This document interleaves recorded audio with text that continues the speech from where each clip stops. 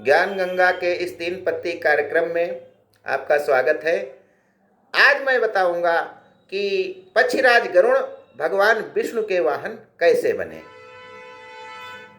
दक्ष प्रजापति की 17 पुत्रियों का विवाह कश्यप ऋषि से हुआ था। इनमें बड़ी अदिति के 12 पुत्र हुए जो आदित्य कहलाए। इंद्र आदि देवता यही हैं। दिति के पुत्र दैत्य कहलाए और इन्हीं में से एक थी कुद्रु, जिन्होंने कश्यप ऋषि से कहा कि हमें 1000 विषैले पुत्र चाहिए। कश्यप ऋषि ने तथास्तु कह दिया। इसी की देखा देखी में दूसरी जो पत्नी थी कश्यप ऋषि की, विनीता, उन्होंने कहा कि हमें 1000 नहीं, हमें 2 पुत्र चाहिए, लेकिन वो बहुत बलशाली होने चाहिए। कश्यप ऋषि ने तथास्तु कह दिया और वन में चले गए। 1000 अंडे कुद्रु के हुए, जिनमें कुछ दिनों बाद सर्पों का वास हुआ और उसमें शेषनाग, वासुकी, तक्षक आदि 1000 नाग पैदा हुए जो बहुत ही जहरीले थे।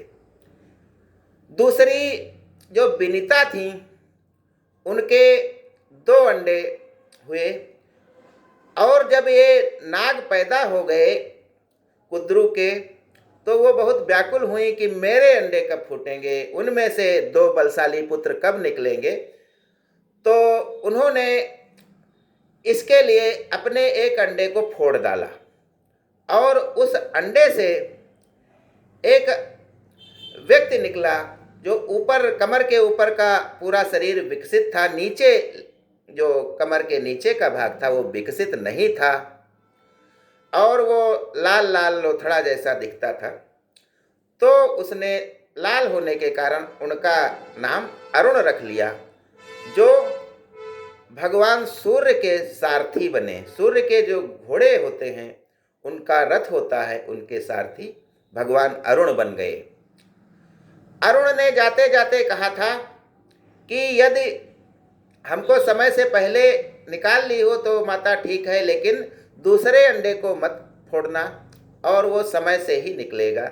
समय आने पर जब दूसरा अंडा फूटा तो उसमें से भगवान गरुड़ निकले, जो अपनी इच्छा अनुसार तमाम वेशों को धारण कर सकते थे। और विनीता और कुद्रु जो थी, अपने अपने पुत्रों को लेकर के बहुत खुश थीं। लेकिन जब 2 बहनें होती हैं तो बचपन में बहुत प्यार होता है, लेकिन जब एक ही घर में देवरानी जेठानी के रूप में आती हैं तो आपस में बहुत तनातनी चला करती है और वे एक दूसरे को नीचा दिखाना चाहती हैं। समुद्र मंथन से निकला हुआ जो घोड़ा था, तो वो एक दिन दोनों ने देखा, दूर से देखा, तो विनीता ने कहा कि ये घोड़ा पूरा सफेद है बाजीसरवा, और कुद्रु ने उनकी बात का विरोध करने के लिए कहा कि इसकी पूंछ काली है। दोनों में बहस हुई कि जिसकी बात सही नहीं निकलेगी वो दूसरी की दासी बन जाएगी, दासत्व स्वीकार कर लेगी। कुद्रु जानती थी कि मैंने गलत बोला है, घोड़े की पूंछ काली नहीं है, लेकिन जब दूसरे दिन देखा गया तो कुद्रु ने अपने पुत्र जो सर्प के रूप में थे उनसे कहा कि तुम घोड़े की पीठ में, घोड़े की पूंछ में लिपट जाओ, जिससे घोड़ा काला दिखाई देने लगे। पुत्रों ने ऐसा ही किया और वह घोड़े की पूंछ काली दिखाई देने लगी, जिसके कारण विनीता शर्त हार गई और कुद्रु की दासी हो गई। इससे जो पक्षीराज गरुड़ थे, विनीता के पुत्र, वो बहुत दुखी हुए और उन्होंने उनके पुत्रों से, कुद्रु के पुत्र जो सर्प थे, उनसे कहा कि ऐसा कुछ बताइए कि मेरी माँ तुम्हारी माँ के दासत्व से मुक्त हो जाए। तब सर्पों ने कहा कि यदि आप स्वर्गलोक से अमृत ला देंगे तो मेरी माँ तुम्हारी माता को दासत्व से मुक्त कर देंगी। अरुण और गरुण जो थे, अरुण सारथी सूर्य के हो गए थे और गरुण अमृत लेने के लिए स्वर्ग गए। वहां उन्होंने इंद्र आदि से युद्ध करके स्वर्ग तो प्राप्त कर लिया, लेकिन उसको खुद नहीं पिया। इस बात से भगवान इतने प्रसन्न हुए, भगवान विष्णु, कि उन्होंने कहा कि आपने अमृत तो प्राप्त कर लिया है, लेकिन ये किसी की मदद के लिए लिए जाते हो, इसे आपने खुद नहीं पिया है, तो मैं एक वरदान देना चाहता हूँ, बोलो क्या मांगोगे। अब गरुण भगवान ने कहा कि मुझे और कुछ नहीं चाहिए, मैं आपके साथ रहना चाहता हूँ, आपके वाहन के रूप में रहना चाहता हूँ। तब से भगवान विष्णु ने भगवान पक्षीराज गरुड़ को अपने वाहन के रूप में स्वीकार कर लिया। इसी प्रकार से जो अरुण थे, गरुड़ के पुत्र, वे भगवान सूर्य का रथ चला रहे थे, सारथी बन गए थे। तो एक बार किसी के शाप से सूर्य का रथ कुछ दिनों के लिए नहीं चला, यानी उजाला नहीं हुआ।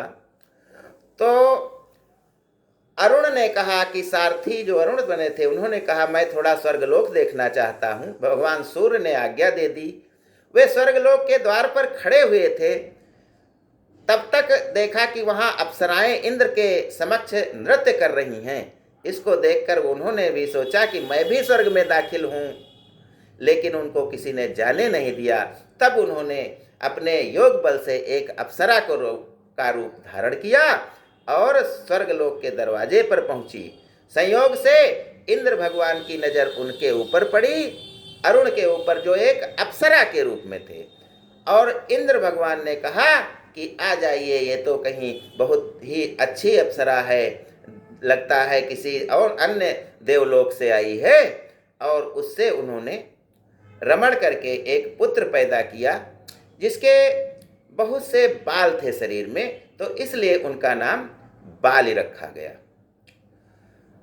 अरुण जो अप्सरा बने थे, उनको बड़ी परेशानी हुई और वे भगवान सूर्य के पास आ गए अपने असली रूप को धारण करके, और ये कथा सुनाई कि मेरे एक पुत्र पैदा हो गया है जिसका नाम बाली रखा गया है। सूर्य भगवान ने भी कहा कि भाई देखिए आप कैसी अप्सरा बने थे, हमको भी दिखाइए। और सूर्य भगवान की बातों में आकर के अरुण ने फिर उसी अप्सरा का रूप धारण कर लिया। अब भगवान सूर्य ने सोचा कि हम इससे रमण करेंगे, और एक पुत्र का जन्म हुआ उनसे। तो उस नाम का, उसकी गर्दन बहुत सुंदर थी, तो उसका नाम सुग्रीव रखा गया। तो इस प्रकार से बाली और सुग्रीव का जन्म हुआ, और पक्षीराज गरुड़ भगवान विष्णु के वाहन बन गए।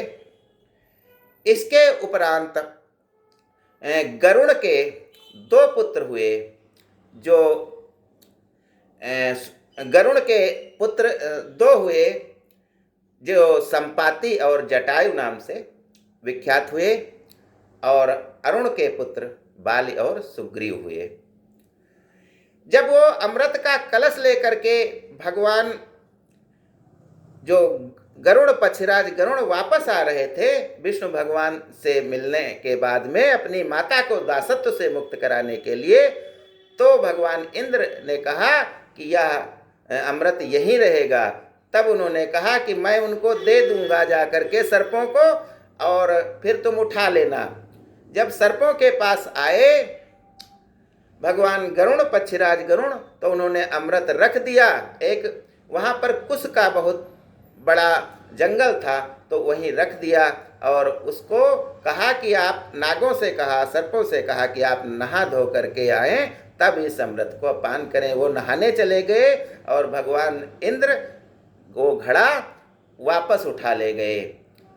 जब सर्प आए तो देखा कि वहाँ कुछ नहीं है, केवल कुछ बूंदें जो है कुश के पत्तों पर टपकी हुई हैं। तो उन्होंने कहा कि अमृत तो चला गया, लेकिन मैं इस कुश को ही चाट लेता हूँ। तो सर्पों ने उसको चाटना शुरू कर दिया, जिसके कारण उनकी जीभ कट गई और दो भागों में विभक्त हो गई।